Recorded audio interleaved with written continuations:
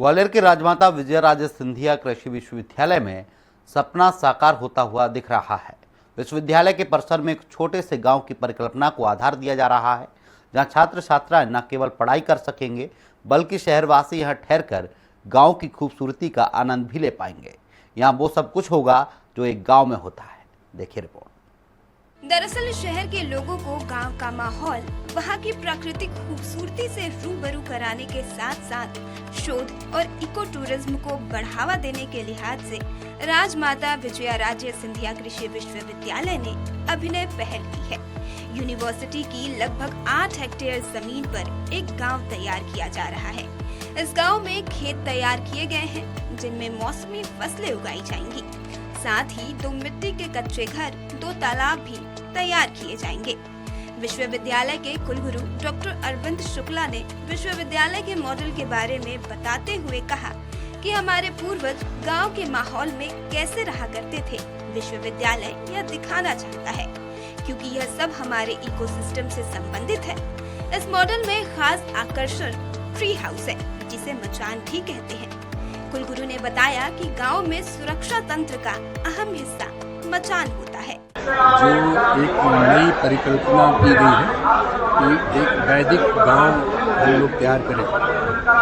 उस गांव का मुख्य उद्देश्य है कि जो हमारा इकोसिस्टम है वो थोड़ा मजबूत हो और ऐसा इकोसिस्टम हो जिसमें सबको रहने के लिए जगह मिले। सबको रहने का मतलब हम सिर्फ मनुष्यों से नहीं है, यहाँ पे है हम जो जानवर पाल रहे हैं उनका, जो चिड़ियाँ हैं उनका, जो पेड़ पौधे हैं उनका, जो कीट पतंगे हैं उनको भी जगह मिले।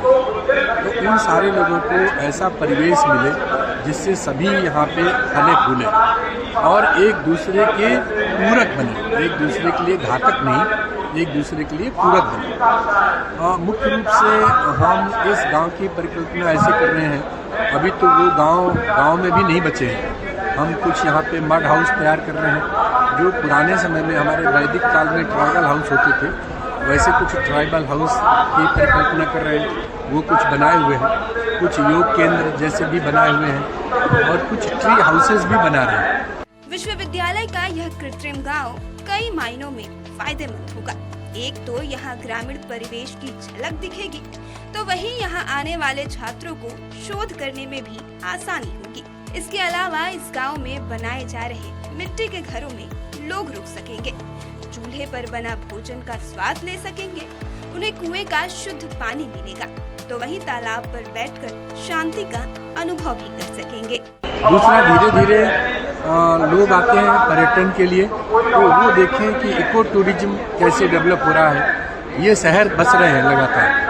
छात्रों को भी इसकी पढ़ाई कराई जाएगी गांव में, गांव जैसा ले जाकर दिखाएगा। प्राकृतिक खेती पे हमारा लगातार नए कोर्स चल रहे हैं 6ठी डीन कमेटी के अनुसार, और जो ये इकोसिस्टम का है, जो हम लोग इको टूरिज्म डेवलप कर रहे हैं, उसका हम एक कौशल विकास जो है का कोर्स है, उसको भी छात्रों को पढ़ाएंगे। बहरहाल एक बेहतरीन सोच के साथ तैयार हो रहा यह कृत्रिम गांव अभी डेवलपमेंट के स्टेज में है।